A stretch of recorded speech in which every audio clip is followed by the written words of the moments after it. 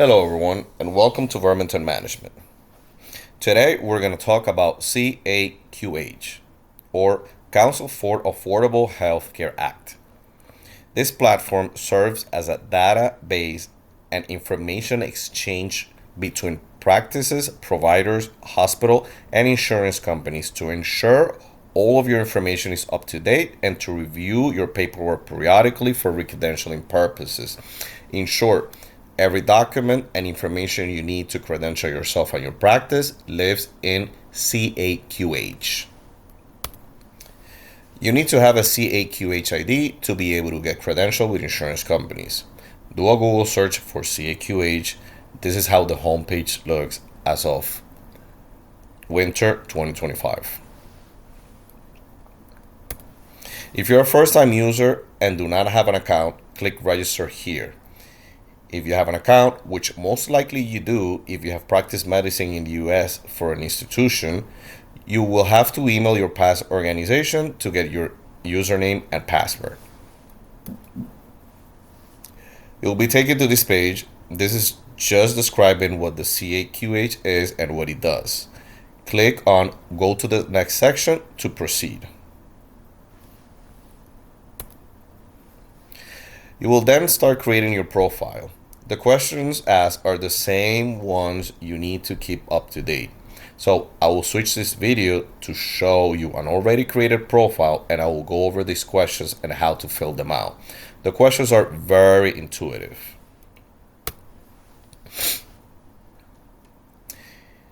Once you have a CAQH ID already, the system will direct you to this page with your ID, username, and email address associated with the profile.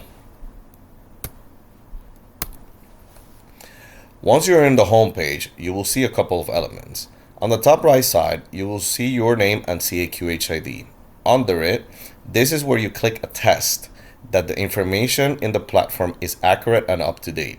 You need to do this every 120 days. If you do not attest your information, plans will not be able to recredential you and you will lose the participation in the networks. Under documents, if you're missing anything, it will highlight it as it is in the image. Lastly, you can view your directory data summarize, your data summary, and you can download your credentialing application per state. All three can be done by clicking on the vignettes below.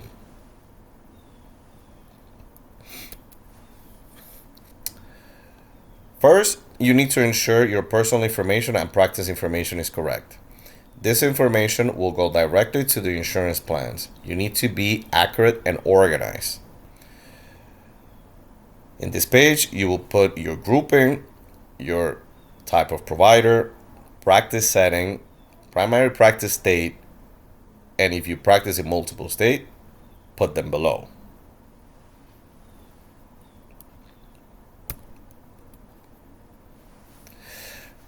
Put your name as it is on your medical license, diploma, etc. Your name needs to be consistent across all these documents to avoid hiccups.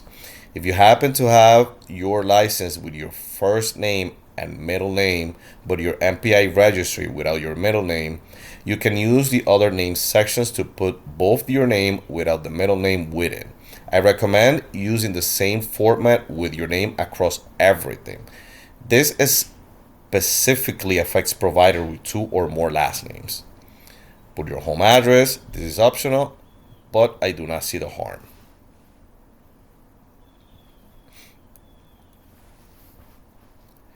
Check if your address is the same as your mailing address. Put your primary email. This is extremely important to put an email you use.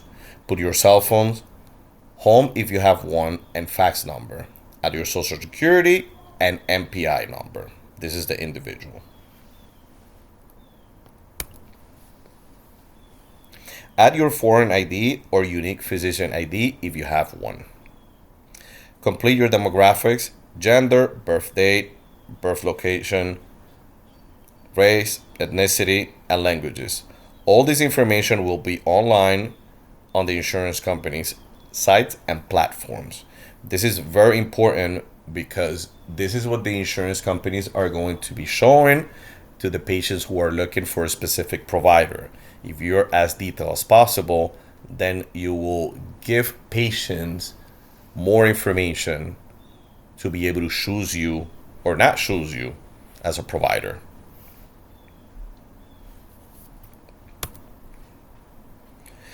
Add your professional license information and your DEA information if applicable. Otherwise, click I do not prescribe box.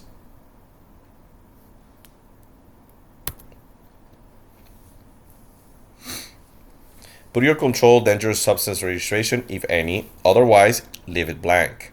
Add your Medicaid ID, Medicare ID if applicable. Add your foreign medical graduate test if applicable. Your USM lead number and workers' compensation number is optional, but I like to put as much information as possible. Under education, professional training, add your education information. You can put as far as undergrad. This does not seem to have a significant impact, but at the very least, you need to put your medical school information and residency information. Choose your specialty and your board certification information.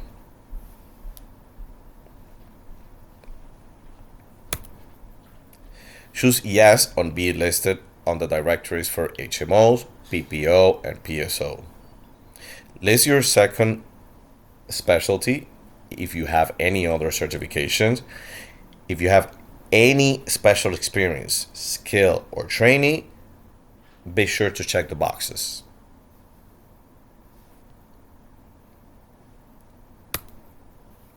Locations. This is very important to do as well, especially if you're serving HMO population and live off of capitation contracts. Your location information must be extremely accurate because this is what the insurance will show on their platform and what the insurance representative will use to assign you as the primary doctor if you are a PCP. I will not go into every box, but I will highlight the most important parts. Full address, email address, website, practice phone number and fax number, tax ID, organization MPI, type of practice, hour, accessibility in the office and getting into the office, and languages spoken. If the practice is your primary practice, the practice primary specialty and the frequency per week in which you see patients, directory classification, health plan, participation questions, any limitations, and under what circumstances you see new patients, if any. Lastly, what kind of service do you provide and what procedures are done at your office? Your billing policies, your office manager information or contact, your phone coverage, and your group Medicaid ID. These are the most important ones that you need to ensure that you fill out and that you provide accurate information on.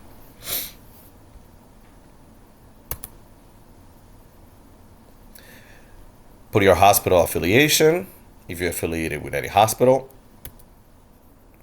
Put your credential and contact. I always advise medical professional to not do this alone. You need to have someone supporting you and managing this administrative task. Put your malpractice information. Check if you're covered by the Federal Tort Claims Act, and choose if you want to receive malpractice insurance quotes. Put your employment information, including your private practice. If you have a gap of more than 6 months, you will have to explain that gap, but the system now automatically matches professional work gaps with the education information. So the system is doing the work for you.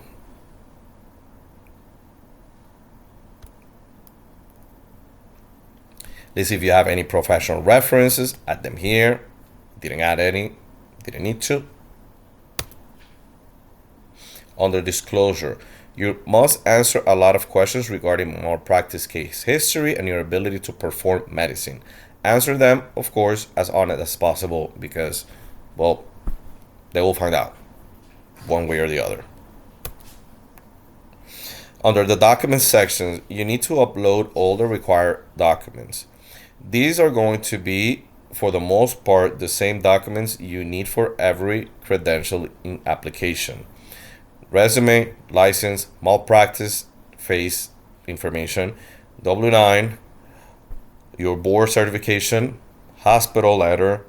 In a nutshell, all of the documents you need to be credentialed for your specialty. They're going to live there.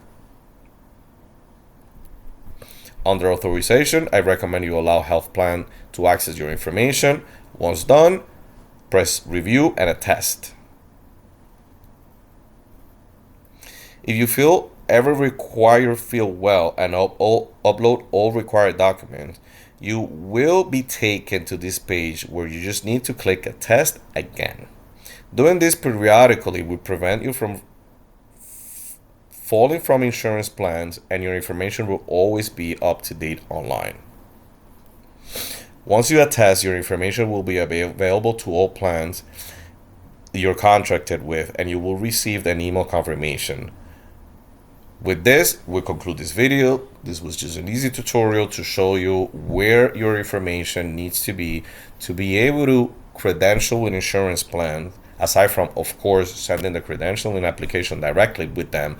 But this is what they use to keep their information up to date and avoid them to periodically having to reach out to you for different type of documents. This is where they get their information. This is where they get updated. So you need to keep this updated, and you need to keep 100% hands-on and on top of this. Again, I recommend you as a provider, or even as a clinic manager, to delegate this task, because this is extremely easy, but this is something that needs to get done.